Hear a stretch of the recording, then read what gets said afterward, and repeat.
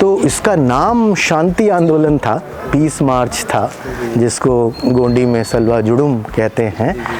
लेकिन ये बहुत हिंसक था और जो धीरे धीरे समझ बनी कि ये एक सरकारी आयोजन था, जिसको मिलिट्री की भाषा में स्ट्रैटेजिक हैमलेटिंग कहते हैं। यानी एक तालाब है, उसमें मछली है, मछली को अगर ख़त्म करना है तो एक तरीका है कि पानी को हटा दो।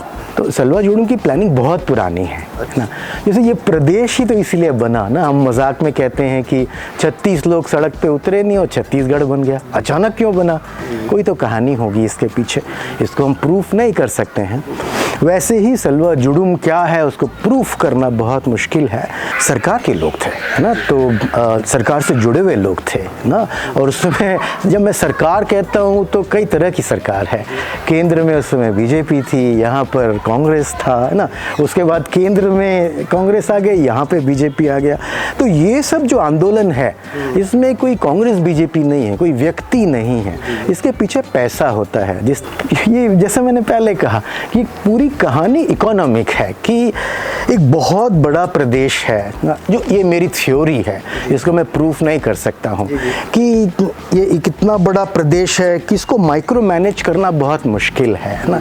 यहाँ पे अकूत धन संपदा है ज़मीन के नीचे, तो इसको अगर मैनेज करना है तो एक छोटा प्रदेश बनाना है और जहाँ पर हिंसा हो रही है उसको मैनेज करना है।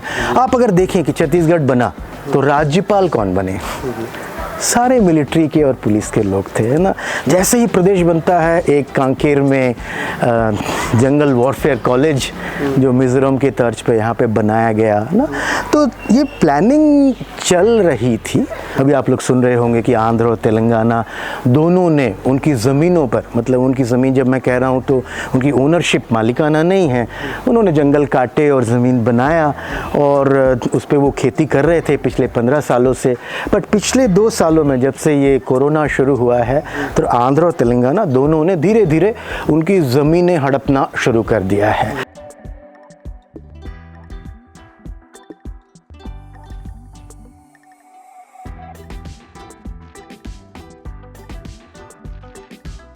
को आपने देखा है, क्या है सलवा जुडुम और उसका उदय कैसे हुआ, क्या आपने क्या पाया उसमें, तो संक्षेप बताएं। अब ये तो कठिन कहानी है। बहुत लोग कहते हैं कि एक स्वतः स्फूर्त आंदोलन था। मैंने यहाँ पर आना 2004 से शुरू किया और थोड़े दिन बाद ही सलवा जुडुम शुरू हुआ और हमने देखा कि बहुत ज़्यादा ह्यूमन राइट्स वायलेशंस हो रहे थे। मतलब गांव के गांव जल रहे थे, लोग मारे जा रहे थे और जो ख़ास बात थी कि उसकी कोई रिपोर्टिंग नहीं हो रही थी।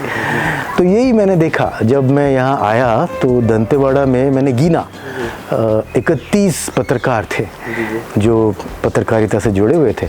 लेकिन हम लोगों ने एक CG नेट शुरू किया था, उसमें उन्हीं लोगों ने लिखना शुरू किया जो वो अपने अखबारों में नहीं लिख पा रहे थे। तो इसका नाम शांति आंदोलन था, पीस मार्च था, जिसको गोंडी में सलवा जुडुम कहते हैं। लेकिन ये बहुत हिंसक था और जो धीरे धीरे समझ बनी कि ये एक सरकारी आयोजन था, जिसको मिलिट्री की भाषा में स्ट्रैटेजिक हैमलेटिंग कहते हैं। यानी एक तालाब है, उसमें मछली है, मछली को अगर ख़त्म करना है तो एक तरीका है कि पानी को हटा दो। तो वो कोशिश यहाँ पर हो रही थी और उसको एक अमली जामा इस तरह का एक आंदोलन का दिया गया जिसमें सभी लोग जुड़े हुए थे, सरकार पक्ष, विपक्षी, पत्रकार मतलब गांव के स्तर के पत्रकार नहीं, ऊपर के स्तर के लोग सारे जुड़े हुए थे। एक प्रयोग था जो सफल नहीं हुआ। तो आपने बोला कि स्वस्फूर्त भी कहीं दिखा, तो आपके नज़र में आपने देखा कहीं स्वस्फूर्त था ये आंदोलन, ऐसा कुछ आपको देखे? जो चिंगारियाँ दिखी है ना कि एक गांव में ये घटना हुई, जैसे जब कोई प्लानिंग होती है तो सलवा जुडुम की प्लानिंग बहुत पुरानी है ना। जैसे ये प्रदेश ही तो इसीलिए बना ना, हम मजाक में कहते हैं कि 36 लोग सड़क पे उतरे नहीं और छत्तीसगढ़ बन गया। अचानक क्यों बना? कोई तो कहानी होगी इसके पीछे, इसको हम प्रूफ नहीं कर सकते हैं। वैसे ही सलवा जुडुम क्या है उसको प्रूफ करना बहुत मुश्किल है। पर जो 2 धन 2 बराबर 5 हम जो परमुटेशन कॉम्बिनेशन करने की कोशिश करते हैं कि ये कहानी पुरानी है, कोशिशें बहुत सालों से चल रही थी। इस इलाके में जगह जगह लोग तलाश रहे थे कि कहीं पर एक चिंगारी। कौन लोग थे वो? सरकार के लोग थे, है ना। तो सरकार से जुड़े हुए लोग थे ना। और उसमें जब मैं सरकार कहता हूँ तो कई तरह की सरकार है। केंद्र में उस समय बीजेपी थी, यहाँ पर कांग्रेस था, है ना। उसके बाद केंद्र में कांग्रेस आ गई, यहाँ पे बीजेपी आ गया। तो ये सब जो आंदोलन है इसमें कोई कांग्रेस बीजेपी नहीं है, कोई व्यक्ति नहीं है, इसके पीछे पैसा होता है। जिस तरह से ये राज्य एक अर्थनैतिक कहानी है, एक इकोनॉमिक कहानी है, उसी तरह से सलवा जुडुम की प्लानिंग बहुत दिनों से हो रही थी और वो एक स्पार्क तलाश रहे थे। तो इस तरह से स्पार्क जैसे करकेले की एक घटना हुई, ये एक घटना हुई, लेकिन एक घटना सिर्फ घटना रह जाती है जहाँ लोगों ने विरोध किया। पर जब लोग उस तरह की घटना को तलाशते हैं तो फिर उसको वो आग बना देते हैं। यही सलवा जुडुम की कहानी थी, ऐसा लगता है। ये प्लानिंग क्यों हुआ था तो बताना पड़ेगा। तो जैसे मैंने कहा कि एक मिलिट्री प्लानिंग है, जो स्ट्रैटेजिक हैमलेटिंग है। ये कोई नई मिलिट्री स्ट्रैटेजी नहीं है। नॉर्थ ईस्ट में इसका उपयोग हुआ है, ब्रिटेन ने मलाया में इसका उपयोग किया है, अमेरिका ने वियतनाम ने इसका उपयोग किया। तो जो भी युद्ध पड़ते हैं तो वो युद्ध की बहुत सारी स्ट्रैटेजीज होती हैं। तो स्ट्रैटेजिक हैमलेटिंग एक स्ट्रैटेजी है जिसका प्रयोग यहाँ पर किया गया। कुछ जगहों में ये सफल हुआ, यहाँ पर ये सफल नहीं हो पाया। कुछ बुद्धिजीवियों का मानना है कि सिर्फ मिलिट्री प्लानिंग के तहत ना देखा जाए, इसमें औद्योगिक घरानों का भी हाथ हो सकता है। क्या आपको लगता है ऐसा कुछ था? ये जैसे मैंने पहले कहा कि पूरी कहानी इकोनॉमिक है कि एक बहुत बड़ा प्रदेश है, जो ये मेरी थ्योरी है, इसको मैं प्रूफ नहीं कर सकता हूँ कि ये कितना बड़ा प्रदेश है कि इसको माइक्रो मैनेज करना बहुत मुश्किल है ना। यहाँ पे अकूत धन संपदा है ज़मीन के नीचे, तो इसको अगर मैनेज करना है तो एक छोटा प्रदेश बनाना है और जहाँ पर हिंसा हो रही है उसको मैनेज करना है। आप अगर देखें कि छत्तीसगढ़ बना तो राज्यपाल कौन बने? सारे मिलिट्री के और पुलिस के लोग थे, है ना। जैसे ही प्रदेश बनता है, एक कांकेर में जंगल वॉरफेयर कॉलेज जो मिज़ोरम के तर्ज पे यहाँ पे बनाया गया ना। तो ये प्लानिंग चल रही थी और उसके तहत ये किया गया ऐसा लगता है ना। पर जो सच होता है वो हाथी की तरह होता है ना। कोई पूंछ पकड़ता है और कोई, तो हमने कुछ पकड़ा और हम उसकी कहानी आपको सुना रहे हैं। तो बहुत सारे सच हैं, उन सबको साथ लाने की ज़रूरत है। इस सच में कितना नुकसान और कितना लाभ बस्तर के लोगों को मिला इस सलवा जोन से? आपको क्या लगता है कि बस्तर के लोगों को कितना लाभ हुआ, कितना हानि हुआ, कितना पलायन हुआ या किसका कुछ लाभ भी हुआ? पलायन भी एक बहुत बड़ा मुद्दा है कि यहाँ से लाखों लोग पलायन कर चुके इस सलवा जोन के कारण से। तो क्या लाभ और क्या हानि देखते हैं आप? ये तो एक हिंसक प्रयोग था। मेरे समझ से लगभग 1001 लोग यहाँ पर मारे गए। और जो पलायन की बात आपने की, तो समाज 3 टुकड़े में बट गया। उस समय तो दंतेवाड़ा ही जिला था, सुकमा और बीजापुर नहीं थे। तो उस समय दंतेवाड़ा के जो कलेक्टर थे KR पिस्दा, उन्होंने प्रेस को एक बयान दिया था कि 55,000 लोग सलवा जुडुम कैंप में आए जो सड़क किनारे बनाए गए थे। 55,000 लोग ही आंध्र प्रदेश में गए, उस समय तेलंगाना नहीं था, और बाकी लोग गांव में रह गए, जंगल में रह गए। तो इस तरह से 3 टुकड़े में समाज बटा और वो 55,000 लोग, उसमें से ज़्यादा अभी तक वापस नहीं आए हैं, ऐसी हमारी समझ है। अभी आप लोग सुन रहे होंगे कि आंध्र और तेलंगाना दोनों ने उनकी ज़मीनों पर, मतलब उनकी ज़मीन जब मैं कह रहा हूँ तो उनकी ओनरशिप मालिकाना नहीं है, उन्होंने जंगल काटे और ज़मीन बनाया और उस पर वो खेती कर रहे थे पिछले 15 सालों से। बट पिछले 2 सालों में जब से ये कोरोना शुरू हुआ है तो आंध्र और तेलंगाना दोनों ने धीरे धीरे उनकी ज़मीनें हड़पना शुरू कर दिया है। उनका ये कहना है, ऑफ द रिकॉर्ड वो कहते हैं कि देखिए छत्तीसगढ़ ने माओवादियों के ऊपर बहुत दबाव डाला है, तो अब ये छत्तीसगढ़ से निकल के कहीं और जाना चाहेंगे। और नेचुरल है कि उनके नेता तेलुगु हैं ज़्यादातर, तो आंध्र और तेलंगाना आने की कोशिश करेंगे। और आंध्र, तेलंगाना और छत्तीसगढ़ के बीच में ये जंगल है जिसको दंडकारण्य हम कहते हैं, इसी जंगल का वो एक्सटेंशन है। और वहाँ पर गोदावरी नदी के दोनों किनारे ये लोग बसे हुए हैं। हमने लगभग 260 गांव अभी तक काउंट किए हैं। लगभग 10,000 की फैमिलीज़, मतलब 50,000 लोग हैं, वो कहते हैं इसका एक लॉन्चिंग पैड की तरह माओवादी उपयोग करेंगे। मतलब जब इनको आंध्र में जाना है तो इनके यहाँ रुकेंगे, इनके यहाँ खाना खाएंगे और फिर धीरे से स्नीक इन करेंगे आंध्र में, तेलंगाना में।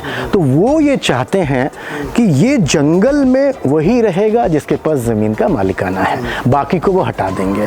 तो वही काम उन्होंने शुरू किया है। वो कहते हैं या तो आप छत्तीसगढ़ वापस जाइए या आप आंध्र और तेलंगाना के शहरों में जाके स्लम्स में रहिए, उससे हमको तकलीफ़ नहीं है। तो ये 50,000 55,000 जो भी संख्या है, ये लोग यहाँ से विस्थापित हैं।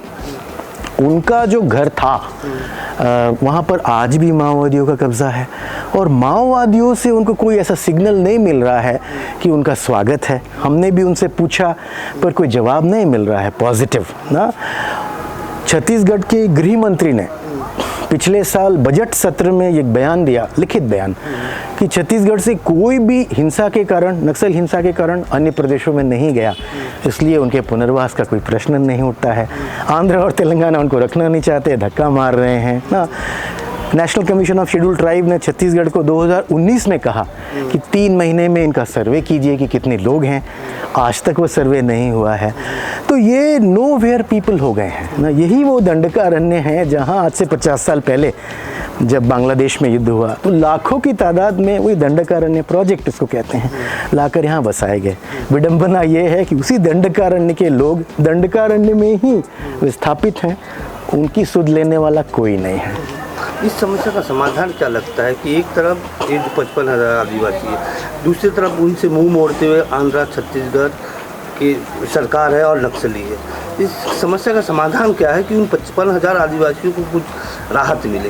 तो ये कठिन प्रश्न है, पर हम अगर इतिहास में देखें तो 2 साल पहले नॉर्थ ईस्ट में मिज़ोरम है। मिज़ोरम में ब्रू आदिवासी हैं और वो विस्थापित हुए मिज़ोरम से त्रिपुरा में, और केंद्रीय गृह मंत्रालय ने एक ब्रू रिहैबिलिटेशन प्लान बनाया जिसके तहत वो भी लगभग 50,000 लोग विस्थापित हुए थे। थोड़े लोग को मिज़ोरम में, थोड़े लोग को त्रिपुरा में, तीनों साथ बैठे, यानी केंद्र, त्रिपुरा और मिज़ोरम। उसी तरह से हम ये सुझाव देना चाहते हैं। यहाँ 5 राज्यों का मामला है, आंध्र, तेलंगाना, उड़ीसा, महाराष्ट्र और छत्तीसगढ़। पांचों साथ बैठें और इनका एक पुनर्वास नीति बने और उस नीति में जो तय हो फिर वो आगे उस पर सभी को ही मिलकर काम करे, ये इसका समाधान दिखता है। आप दुनिया के नज़रों में या बस्तर की नज़रों में या छत्तीसगढ़ की नज़रों में उस समय सुर्खियों में आए जब नक्सली कवरेज आपने 2-4 किया। अब की नक्सली और तब की नक्सली में क्या फ़र्क दिख रहा है और क्या सुधार आना चाहिए? क्योंकि आप नक्सल स्टोरी भी काफ़ी बनाया और कई आपके लेख भी आए, तो आपको क्या लगता है कि क्या सुधार आना चाहिए और क्या होना चाहिए एक लेखक, एक राइटर, एक समाजसेवी के नज़रिए से? जब मैं यहाँ पर बहुत आना शुरू किया 2004 में, मैंने बीबीसी की नौकरी जो मैं फुल टाइम करता था वो छोड़कर आया। उसके बाद से देखना शुरू किया गहराई से। इसके पहले भी मैं आया हूँ जब महेंद्र कर्मा 1995 में इंडिपेंडेंट चुनाव लड़ रहे थे, उस समय सबसे पहले मैं नक्सलियों से मिला, उस समय बीबीसी के साथ था। पर उस समय मतलब मैं 2004 से 2010 की बात करूँगा, उस समय सरकार का ये प्रयोग चल रहा था जो कि बहुत हिंसक प्रयोग था, सलवा जुडुम का प्रयोग था, जिसके बारे में बहुत लोग नहीं लिख रहे थे। तो उस समय हम हेडलाइंस पर काम करते हैं, हम जर्नलिस्ट, उसमें सरकार बहुत बुरा कर रही थी। तो उस समय हर हफ्ते मैंने सरकार के खिलाफ, माने सरकार के इस प्रयोग के खिलाफ लिखा।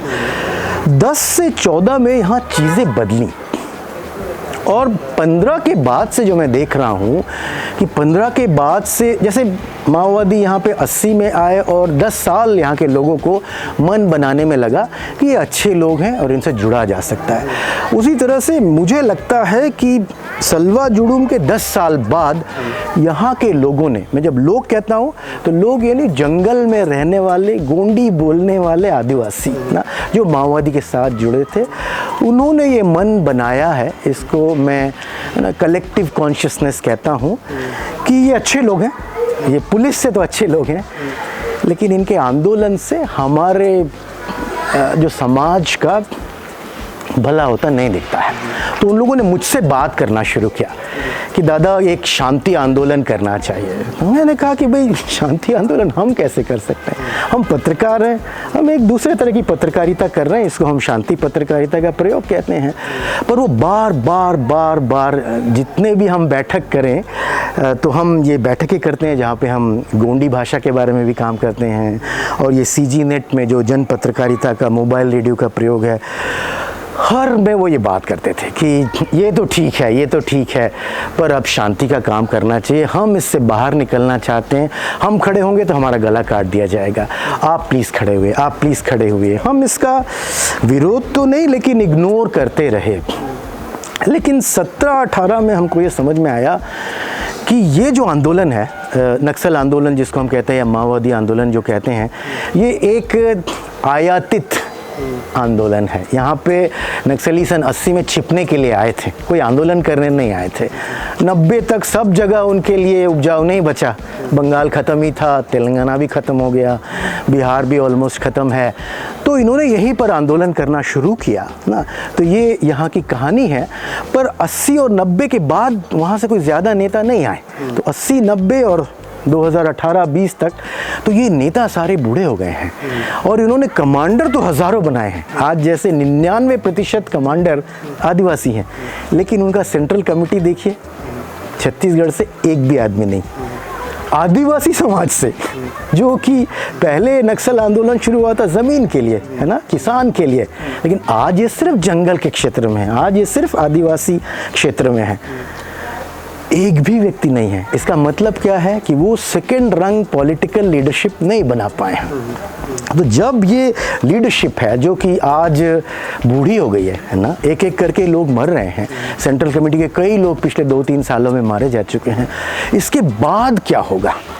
यहाँ पर पैसा है, बंदूक है, जंगल है, लोग हैं, पर बुद्धि नहीं है।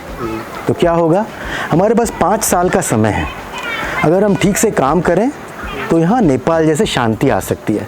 अगर हम कुछ नहीं करें तो बस्तर एक क्रॉस रोड में है, गैंग वॉर की तरफ बढ़ रहा है, अफ़गानिस्तान बनने की तरफ बढ़ रहा है, जहाँ पे बहुत सारे दीदी और भैया आपस में ही लड़ेंगे। कोई गांजा का बिजनेस करेगा, कोई माइनिंग कराएगा, गांजा धीरे धीरे कोकेन बनेगा, फिर हेरोइन बनेगा। तो अभी एक डिसिप्लिन्ड पॉलिटिकल वायलेंस है, उस पॉलिटिक्स से हम सहमत हो सकते हैं, असहमत हो सकते हैं, पर 5 साल के अंदर जो होने वाला है कि किसी को IB पैसा देगा, कोई गांजा का बिजनेस करेगा, लोग आपस में लड़ेंगे, एक गृह युद्ध की यहाँ शुरुआत होने वाली है। उसको रोकने के लिए ये बहुत अच्छा समय है।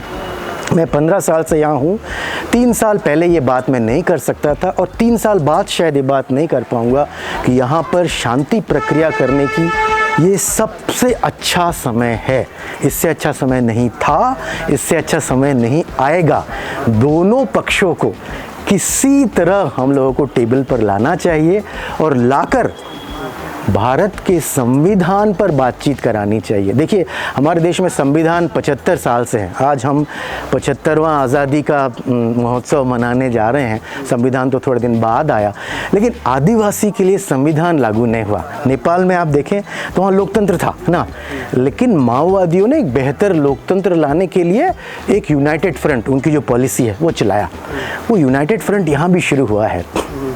सिलगेर का आंदोलन हो, यहाँ वहाँ जो आंदोलन है, वो सारे लोग क्या मुद्दे उठा रहे हैं? कॉन्स्टिट्यूशन का मुद्दा उठा रहे हैं, जल जंगल ज़मीन की बात कर रहे हैं। तो उनको आगे करके, उनके साथ जुड़ के, दोनों पक्षों को टेबल पर लाके भारत के आदिवासी को भारत का संविधान दिलाने की बातचीत यहाँ पर होनी चाहिए, जो एक विन विन होगा। बस्तर में शांति आएगी, माओवादियों को जीत मिलेगी कि उन्होंने वो हासिल किया उनके लिए जो उनके साथ पिछले 40 साल से लड़ रहे हैं, मर रहे हैं, जो कि कोई भी नॉन वायलेंट आंदोलन, डेमोक्रेटिक आंदोलन उनके लिए नहीं ला पाया। और देश को क्या मिलेगा? संविधान लागू होगा और शांति भी आएगी। एक अंतिम सवाल, दोनों पक्ष की बात की है, माओवादी और सरकार, वार्ता करने के लिए तैयार क्यों नहीं हो पाई? क्या लगता है, क्या कारण है? अब उनके अपने अपने कारण हैं। हमारा काम है कि हम दोनों तरफ को धक्का दें, दोनों तरफ को पास लाने की कोशिश करें। कितना सफल हुए? थोड़ा थोड़ा थोड़ा बातचीत शुरू हुई है। मैं कहता हूँ कि यहाँ पे जो अशांति है उसको लेके पूरी शांति है। इस चुप्पी को तोड़ना चाहिए और उसके लिए हम लोगों ने, जैसे हमने कहा कि 17-18 में हम लोगों ने शुरू किया, क्या करें कोई समझ नहीं है। तो ये तय हुआ कि अच्छा 2 अक्टूबर है, गांधी जी का 150वां जन्मदिन है, चलिए हम 150 लोग चलते हैं। 200 लोग जुड़ गए है ना। उसी तरह से ये विस्थापित हैं, चलिए अब हम 300 किलोमीटर 300 लोग साइकिल चला के चलते हैं। कुछ हुआ नहीं है, कोई कॉन्क्रीट फैसला नहीं हुआ है। माओवादी हमें गाली देते हैं, सरकार भी हमें मदद तो करती ही नहीं है, रोकने की भी कोशिश करती है, पर दोनों पक्ष में हम ये बात पहुंचाने में सफल रहे हैं। थोड़ी जैसे अभी माओवादी के जो सबसे बड़े गरम दल के नेता हैं, उनका नाम है प्रशांत बोस ना। जैसे हर पार्टी में नरम दल होता है, गरम दल होता है, तो जो नरम दल के लोग हैं वो तो थोड़ी थोड़ी बात करते थे कि हाँ, जैसे यहाँ गोपन्ना मरकाम जेल में बंद है। जब हम पिछली बार पदयात्रा में चल रहे थे तो उन्होंने एक पर्चा भेजा, उसमें ये भी लिखा हुआ था कि गोपन्ना मरकाम को क्यों नहीं छोड़ते हैं। उस हिंट को हमने समझा, हम गोपन्ना मरकाम से मिले जेल में। उन्होंने 2 बातें कही। पहला, मैं भी समझता हूँ जनता शांति चाहती है। दूसरा, हम बराबरी का समाज बनाने का सपना कभी नहीं छोड़ सकते, लेकिन हमारे आंदोलन की इस स्टेज में, इस परिस्थिति में हम हिंसा का रास्ता छोड़ सकते हैं। ये मैंने किसी बड़े नेता से आज तक नहीं सुना। ये बातें अभी बाहर नहीं आई हैं, पर हमको ये कोशिश करना चाहिए। उसके बाद जो प्रशांत बोस की मैं बात कर रहा था, उन्होंने एक इंटरव्यू में कहा, जो कि गरम दल के नेता है, कि हमारा सरकार के साथ में इसका बुरा अनुभव रहा है कि हम किसी को जंगल से नहीं भेज सकते, लेकिन हमारे जो नेता जेल में बंद है वो हमारा प्रतिनिधित्व कर सकते हैं। तो ये एक गरम दल के नेता से इस तरह की बात आना एक चेंज है। सरकार को इसको सुनना चाहिए और माओवादियों को भी ये समझना चाहिए कि वो एक अच्छे उद्देश्य के लिए यहाँ पर आंदोलन कर रहे हैं कि एक बेहतर दुनिया बने, लेकिन हर आंदोलन हमेशा सफल नहीं होता है। तो हम सेकंड बेस्ट की तरफ शायद आगे बढ़ें। मुझे लगता है यहाँ का सेकंड बेस्ट आदिवासी को भारत का संविधान दिलाना है, जो माओवादी दिला सकते हैं।